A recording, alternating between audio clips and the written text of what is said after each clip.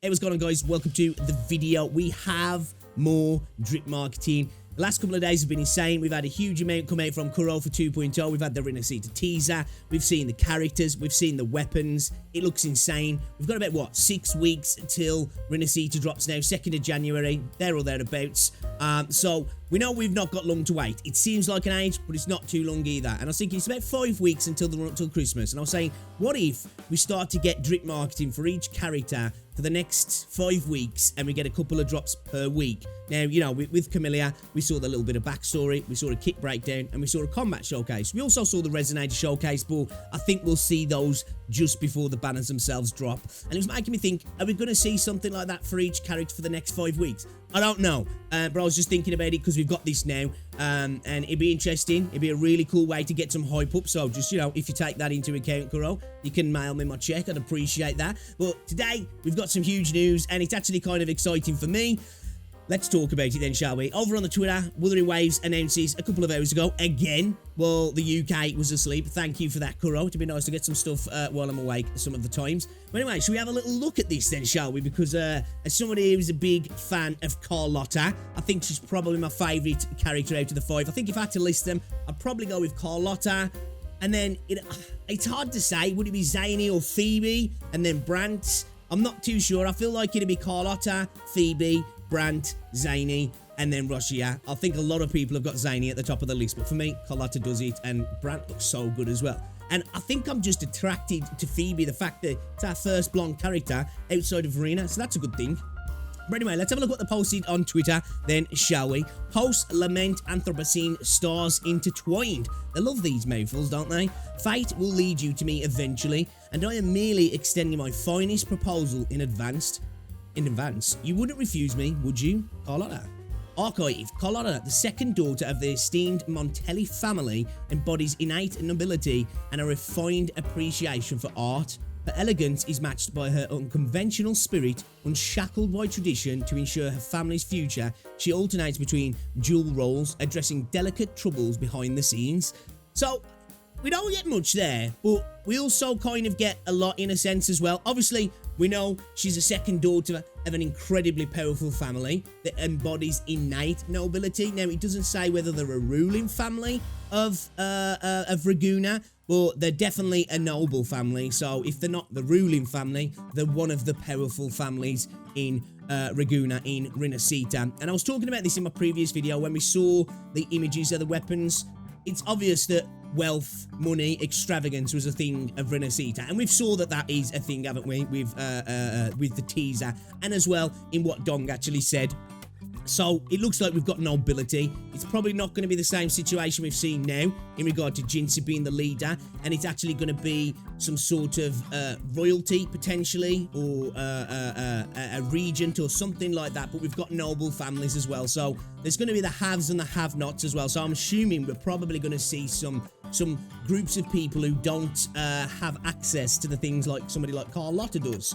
But we also find out as well that obviously she's elegant, and it's a match by a unconventional spirit, unshackled by tradition. So she's going to probably have like a duality to it, where she's going to be this noble child that has to play the noble child, but as well she's like a little bit different. She doesn't follow the standard traditional values that a family wants her to, potentially. Maybe she acts out a little bit. She's going off doing her own thing, which probably makes sense considering she's part of the banners and a resonator. She probably likes to do her own thing and go on adventures. Unshackled by tradition to ensure her family's future, she alternates between dual roles, addressing delicate troubles behind the scenes. So she's obviously involved in some form of diplomacy or work with her family to push on the family's position in the world. So be interested to see, are we going to start to see some some of the goings on, the interpersonal relationships between some of the rich and powerful within RINASCITA? It'd be cool to see if we actually do. Image looks amazing. Like, come on, like, look at this, man. They are stepping their game up when it comes to the artwork for the marketing. This just looks way better. Remember when we would first get characters shown off and we get that like white and black background, or the white and brown background with the stripe across it, and it was just the standard image for the character doing a standard pose. Great for thumbnails, actually, because you could just, like, clear them up quickly and use them as use them as a thumbnail. This not so much, but man, it looks so much better. She looks absolutely amazing. Like, I think she's my favorite looking character out of the 5, and she's creeping up into my favorite looking characters in the game in general. Kuro has got a thing with white hair, and they're making me have a bit of a thing with white hair as well. But obviously we can see she's in a very, very extravagant room here. You can see that they have wealth of, it's got that European look to it, hasn't it? In terms of like it being bespoke. You know, we've got a gramophone here, so it's got like a sort of a turn of the century look to it, like a Victorian, Edwardian, European style as well. You know, so there's like this mix in RINASCITA. It looks like there's a bit of France, there's a bit of Italy, there's a bit of like Georgian, Victorian sort of stuff as well in some of the dress styles. It looks like it's all coming together, so it's definitely like this European vibe, isn't it? Which we knew anyway, but just interesting to see it all like mashed together.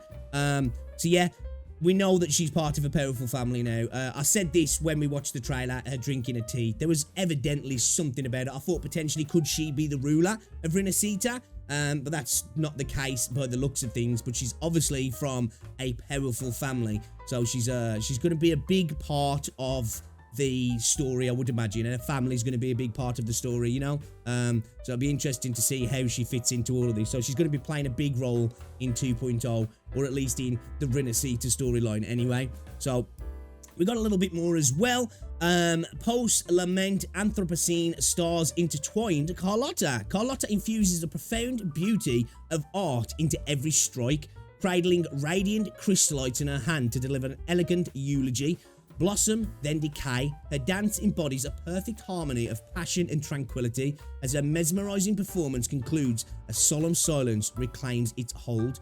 Okay, all right, bit cryptic, but what I gather from that is she's going to be very acrobatic, fluid, elegant in her combat. We see as well the radiant crystallites. I said the way she was holding it looked like potentially she uses those to reload into the musket type weapon she has, which made me think, is she going to be firing Havoc-based rounds? We can't say still for sure, but I think that's what's happening. She's going to be reloading those crystals into her weapon and firing some kind of energy. So it's not just going to be a standard projectile weapon, because looking at the weapon anyway, it seems to have some sort of, what's the word I'm looking for? Some sort of kind of like magical component to it. It's not just a standard firearm, is it? It's separated. It's got that crystal that's kind of like hovering in place within the actual barrel of the weapon as well. So it's not a standard weapon. So I'm thinking the weapon itself is like an extension of her forte potentially, and she's generating these crystals from her forte, which makes me think, you know, she's firing Havoc rounds just because of that. But obviously, we don't know that yet anyway. And we've got a little video as well, like we did for Lumi and some of the other characters. So let's have a little look at this, shall we? And then we'll wrap up talking about what we think. And it looks like she's potentially going to be the first banner then. I'm guessing that's the case. There's nothing here that says that, but I'm assuming that's the case. And we'll have a little quick look on the website, see if there's anything, because I had a little look and I couldn't find anything. We'll have a little gander again and see what it's got to say. All right, let's bring this back. Let's open it up. Let's press play. Let's see what it's got to say.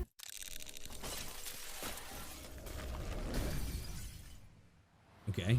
Oh, wait a minute. So it's a lot shorter barrel than we were led to believe, right? I thought it was actually like a full-length musket. So is she potentially just going to be dual-wielding to weapons like normal then? Again, looking at this, are we thinking Havoc? I know they're going to bait and switch us and it'll be like freaking Aero or something. You know what freaking Kuro will like, but I'm still on the line of thinking that this is Havoc.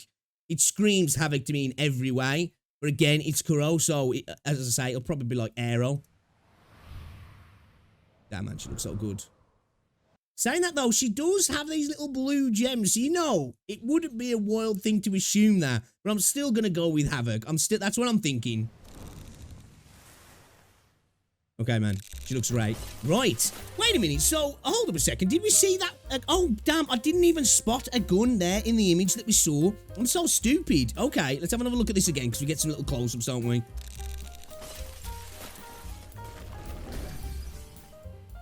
The weapon does look good, though. The skin of it does. And she looks so good. Looking kind of naughty there as well, I've got to say. So is this the two sides we're going to see? The noble, goody girl, and then behind the scenes, she's not so good, you know what I mean? Okay, yeah, she's looking great. Let me just check the website as well. I don't think we've got anything on the website, actually. Notice, convenient details, no. No, that's the last stuff we had from, yeah, a while ago, actually. So nothing on the website. Hopefully, that might change today then. Because we saw this, I think we might see something on the website either today or over the next couple of days in regards to like a little bit of backstory, how we got for Camilla, and potentially a kit as well. So look out for that. I'll be sure to share it with you guys as soon as I know about it. Yeah, I'm looking forward to Carlotta. She's one of my favourite looking characters in the game in general now, and she's my favourite looking character out of this group. It looks like she's going to be the first banner, but there's nothing here that says that. Is that? Let me just double check on their Twitter to see if they've put anything else up. No. So, because I saw some people on Twitter saying that she was the first banner. I don't know if that's true, because nothing says that here.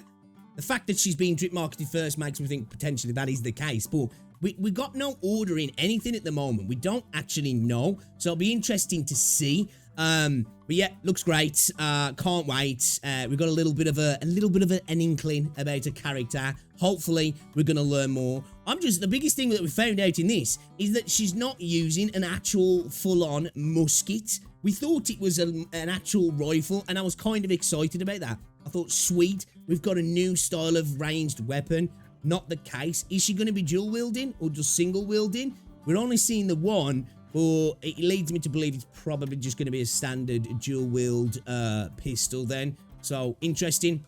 First premium 5-star range character for everybody who's looking for it. Hopefully she's good though, because I'm not the biggest range fan in the game. It doesn't play the best, but hey, maybe she's going to change that and she's going to give us something cool to add to the game. And maybe along with Brant as well, because I'm still on that theory of he is a ranged melee hybrid character, and hopefully we get some sort of backstory soon and some combat gameplay as well. Guys, let me know what you think in the comment section about Carlotta. Are you excited? Do you think she's going to be the first banner?